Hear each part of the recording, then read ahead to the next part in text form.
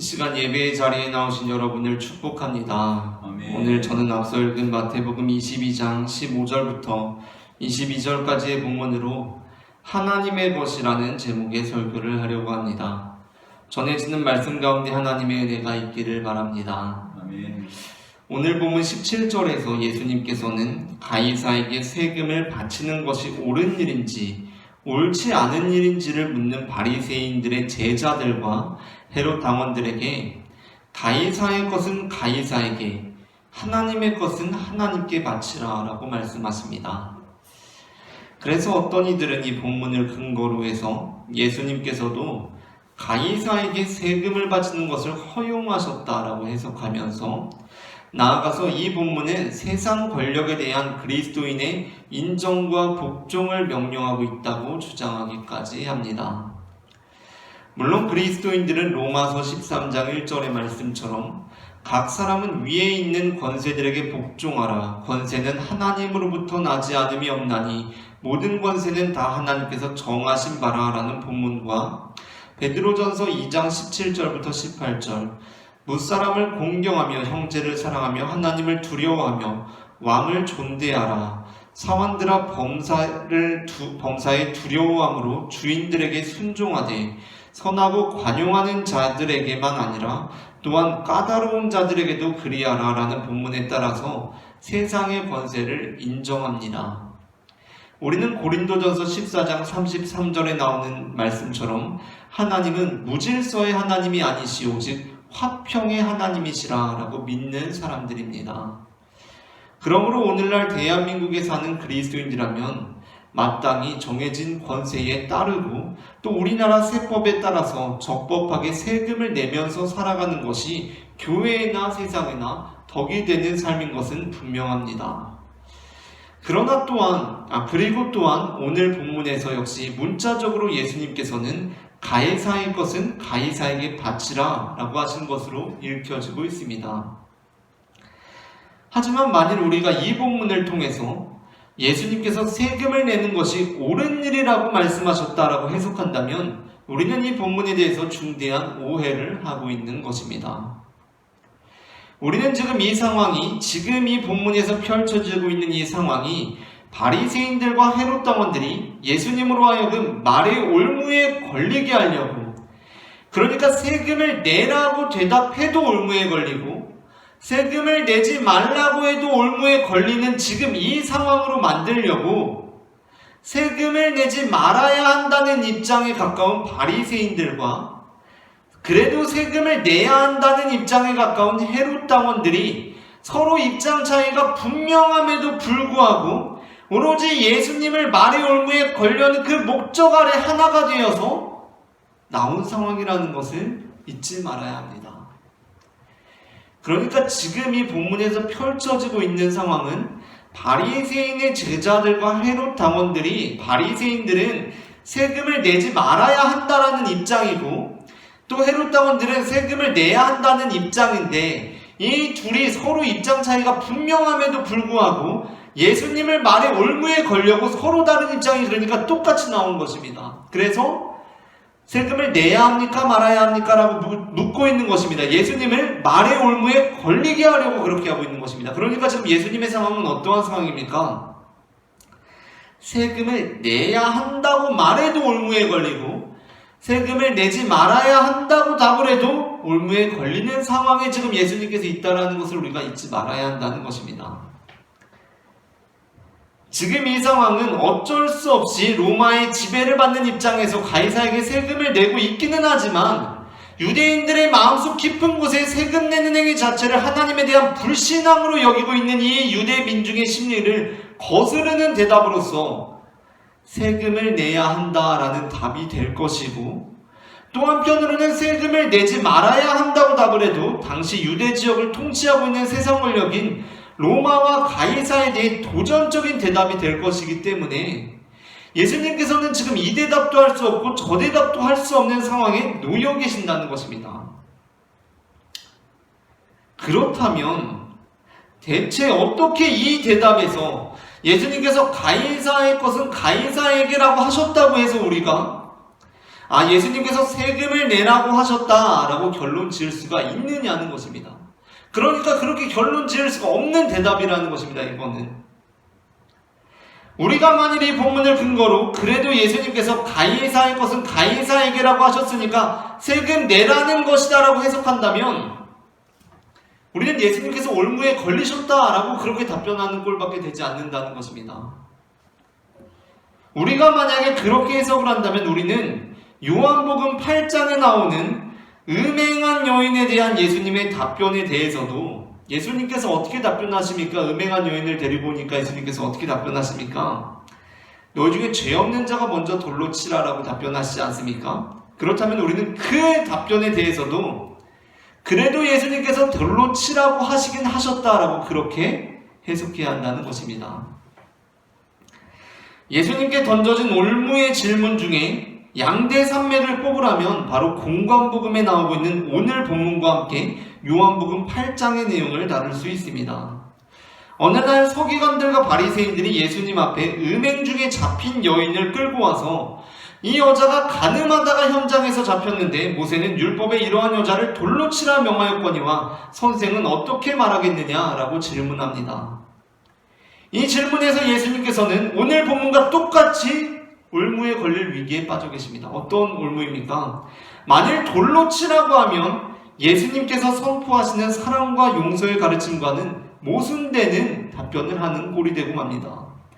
그렇다고 해서 그래도 그냥 좀 용서해 주자라고 하면 모세의 율법을 부정하는 상황에 놓이게 되신 것입니다. 이때 그들의 고발할 조건을 얻고자 시험하는 그 질문의 함정을 피하시면서 예수님께서 하신 놀라운 답변은 무엇이었습니까? 요한복음 8장 7절 너희 중에 죄 없는 자가 먼저 돌로 치라는 것이었습니다. 이 대답을 듣고는 아무도 그 여인을 돌로 치지 못하였습니다. 자, 그렇다고 한다면 그때 아무도 돌로 치지 못하는 상황이 되었을 때 예수님을 고발할 조건을 얻으려고 그 질문을 던졌던 서기관들과 바리새인들에게는 어떠한 내적 반응이 있었겠습니까? 그들 역시 돌로 치지는 못하면서 돌로 치지 못하고는 있지만 그들의 마음에 이런 마음이 들었겠습니까? 그래도 역시 말끝은 돌로 치라는 거니까 모세의 율법을 인정하기는 하는구나 라는 생각을 했겠습니까? 예수님께서 죄 없는 자는 돌로 치라고 하셨으니까 모세의 율법을 인정하기는 하네 라는 생각이 들었겠습니까? 그럴 리가 없습니다. 오히려 예수님의 말씀은 물론 돌로 치라는 것이었지만 모세의 율법의 권위를 세운 것이라고 받아들일 사람이 없었을 것이라는 것입니다.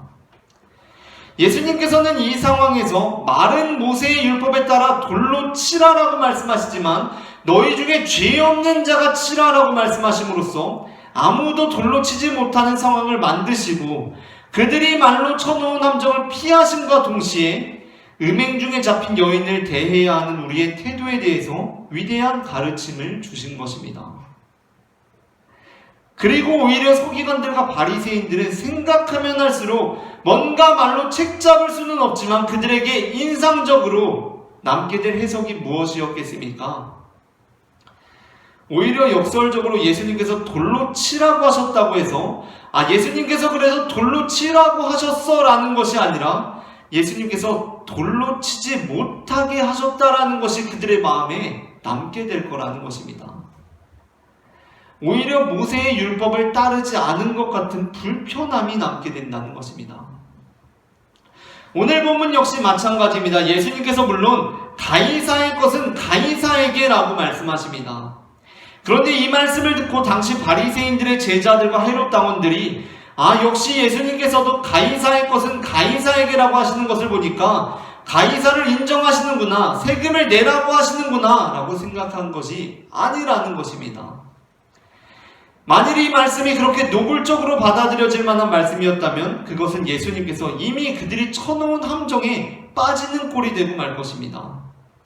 그러므로 이 본문은 오히려 가이사의 것은 가이사에게라는 말씀은 하시지만 듣는 이들에게는 어떻게 들리는 말씀이냐면 가이사의 것은 가이사에게인데 그 뉘앙스는 세금을 오히려 내지 말라는 뉘앙스로 들리는 말씀이었다는 것입니다.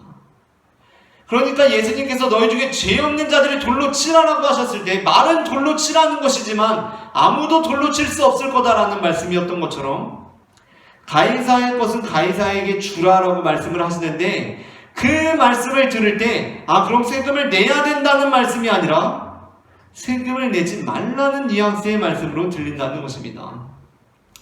시간이 지나서 생각하면 생각할수록 예수님을 시험하고자 했던 이들에게는 오히려 예수님께서 세금을 내지 못하게 하셨다는 해석이 마음에 남았을 가능성이 크다는 것입니다. 이 결과가 누가복음 23장 2절에 그대로 드러나고 있습니다. 앞서 말씀드렸다시피 오늘 본문에서 예수님께서 하신 말씀은 세금을 내라는 뉘앙스로 본문이 해석되었어도 바리새인들로부터 악용되었을 것이고 세금을 내지 말라는 뉘앙스로 본문이 해석되었어도 헤롯 당원들에게 악용이 되었을 것입니다. 악용될 수밖에 없는 답변입니다. 그런데 결과적으로 어떻게 해석되어서 악용되고 있습니까? 만약에 예수님께서 세금을 내라고 하셨다라고 그렇게 이해가 되었다면 아마도 바리새인들이 민중들을 선동하는데 그 말씀을 악용하였을 것입니다. 예수님께서 세금을 내라고 하신다. 예수님께서 가이사에게 세금을 내라고 하신다. 얼마나 하나님 앞에 불신앙적인 행위인가라고 선동하는 데 이용되었을 것입니다. 그런데 결과적으로 어떻게 해석되어서 악용되고 있습니까? 누가복음 23장 1절부터 2절입니다. 무리가 다 일어나 예수를 빌라도에게 끌고 가서 고발하여 이르되 우리가 이 사람을 보매 우리 백성을 미혹하고 가이사에게 세금 바치는 것을 금하며 자칭 왕 그리스도라 하더이다 하니 라고 악용되고 있습니다. 그러니까 이게 우리가 예상하고 있었던 것과는 정반대로 예수님께서 가이사에게 세금을 내라고 하셨다라고 악용되고 있는 것이 아니라 세금을 내지 말라고 하신다라고 악용되고 있다는 것입니다. 오늘 본문은 예수님께서 가이사에게 세금을 내라고 하셨다면 유대 민중들을 선동하는 데 사용되고 있지 않습니다. 오히려 반대로 예수님께서 가이사의 것은 가이사에게, 하나님의 것은 하나님께 바치라는 말씀이 세금을 금하신 쪽으로 악용되고 있다는 것입니다. 이는 앞서 말씀드린 가늠한 여인에 대한 예수님의 말씀에 대한 서기관들과 바리새인들의 반응과 같은 맥락의 반응입니다. 그러니까 결국 자신도 돌로 치지 못하고 집으로 돌아가면서 그래도 역시 돌로 치라고 하긴 하는구나 라고 예수님의 가르침을 비웃는 쪽으로 가기보다는 돌로 치라고 하긴 했지만 왠지 모세의 율법을 경히 여긴 것 같은 분개함이 마음에 자리하였을 것처럼 오늘 본문의 바리새인들의 제자들과 헤롯 당원들 역시 가이사의 것을 가이사에게 바치라는 말씀을 듣긴 하였지만 집으로 돌아오면서는 예수님도 역시 세상 권력에 대해서 어쩔 수 없구나라는 비웃음보다는 왠지 세금을 금하신 쪽으로 그 잔상이 남도록 말씀이 해석되었다는 것입니다. 그러한 맥락에서 오늘 본문을 다시 한번 살펴보겠습니다. 오늘 본문에서 예수님께서는 바리새인들의 제자들과 헤롯 당원들로부터 어느 쪽을 택하더라도 곤경에 처하는 질문을 받습니다. 그것은 우리가 하나님의 백성들로부터 가이사에게 세금을 바치는 것이 옳은 일인지 옳지 않은 일인지에 대한 질문이었습니다. 당연히 예수님의 답변은 세금을 바치는 것이 옳다거나 세금을 바치는 것이 옳지 않은 일이라는 것이 될 수가 없었습니다. 왜냐하면 그렇게 되면 바로 그 바리새인들의 제자들과 헤롯 당원들이 천호남정에 빠지는 결과가 되기 때문이었습니다. 그래서 예수님께서는 가늠하다가 현장에서 잡힌 여인을 대면했을 때처럼 제3의 답변을 택하십니다. 그것은 바로 우리가 하나님의 백성으로서 옳은 믿음을 갖는다는 것은 무엇인지에 대한 답변이었습니다. 이를 위해 예수님께서는 그들에게 세금 낼 돈을 보여달라고 하십니다. 그리고는 거기에 그려져 있는 형상과 글이 누구의 것이냐고 물으십니다. 우리가 쉽게 상상할 수 있는 바와 같이 오늘날 우리나라 화폐에도 신사임당이나 세종대왕이 그려져 있는 것처럼 당시 동전에도 가이사의 형상이 그려져 있었습니다. 그래서 그들은 그 형상이 가이사의 것이라고 대답합니다. 그러자 예수님께서 어떻게 말씀하십니까? 그렇다면 가이사의 형상이 그려져 있는 것은 가이사에게 주라고 말씀하십니다. 그렇다면 이 말씀이 세금을 내라는 말씀입니까? 아닙니다. 세금을 내라는 말과 같은 말씀이 아닙니다. 오히려 이 말씀은 세금을 낼 것이 아니라 가이사의 형상이 그려져 있는 그것을 가이사에게 주라는 것입니다.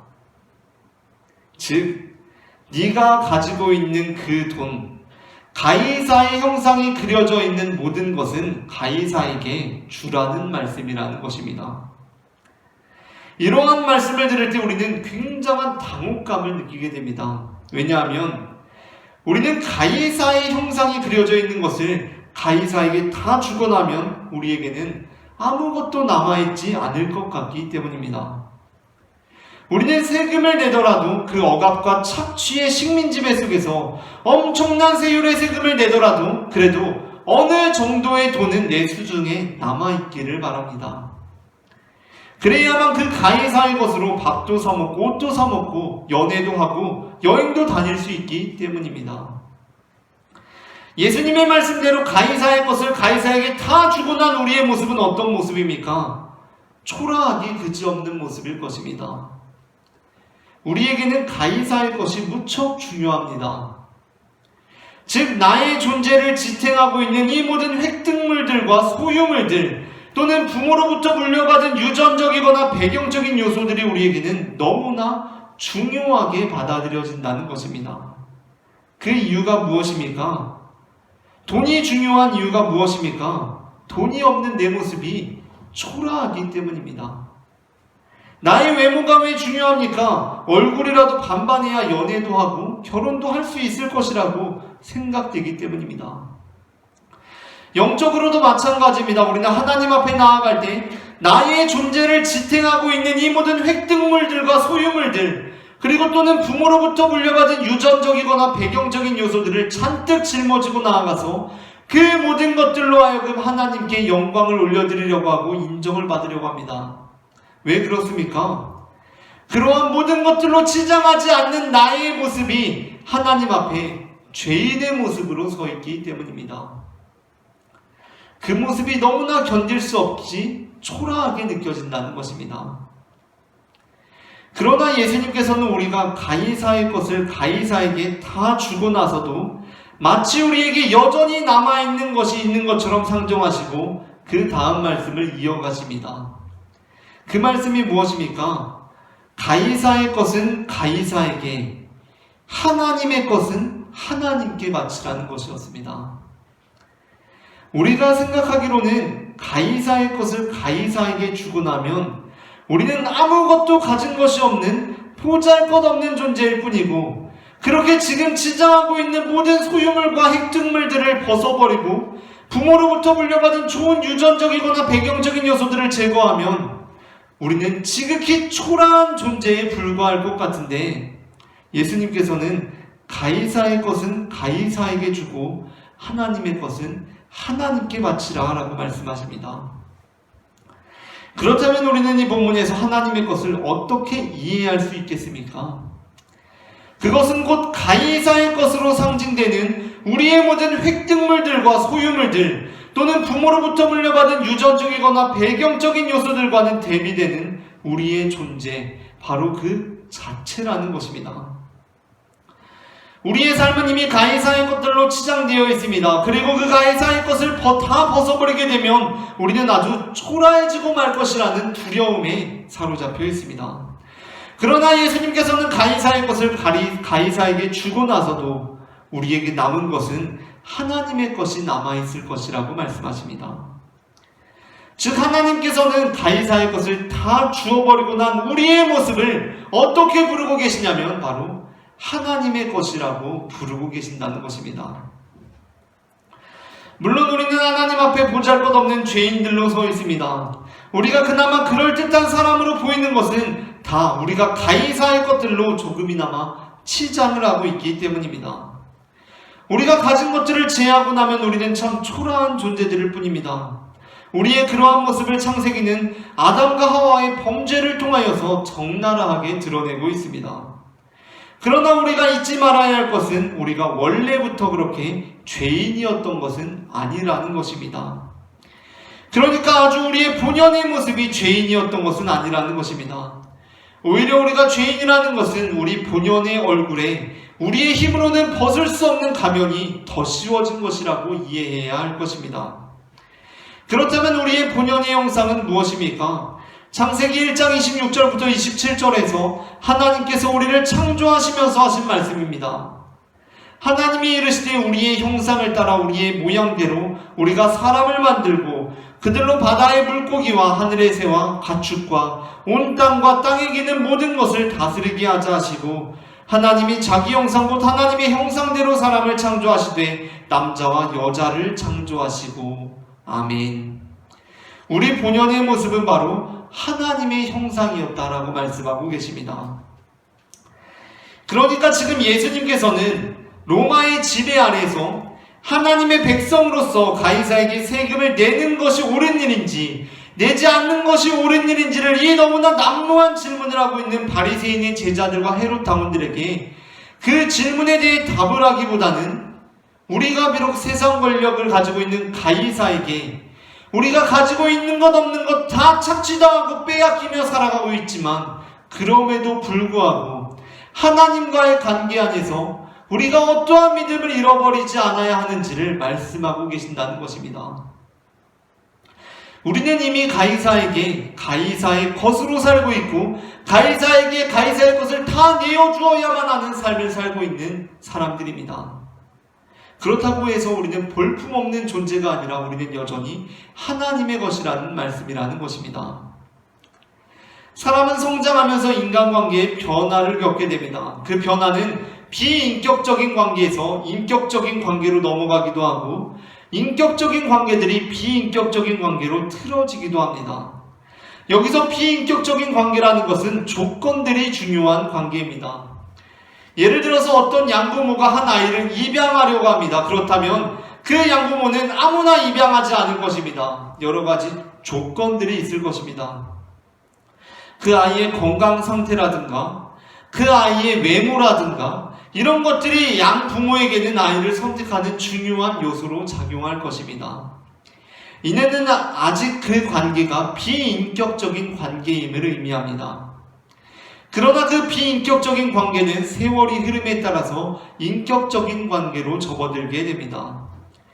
그러니까 처음 그 아이의 건강 상태나 외모 등이 그 아이를 선택하는 중요한 요소로 작용하였지만 세월이 흐를수록 그 관계 자체가 중요해지기 시작하면서 그 아이의 건강 여부나 외모는 크게 중요하지 않게 된다는 것입니다. 심지어 그 부모와 자녀의 관계에 있어서 아이가 아프게 되거나 사고로 인해서 그 잘생기고 예쁜 얼굴이 상하게 된다고 해도 그 관계가 손상을 입지 않을 정도로 깊은 관계로 들어서게 됩니다.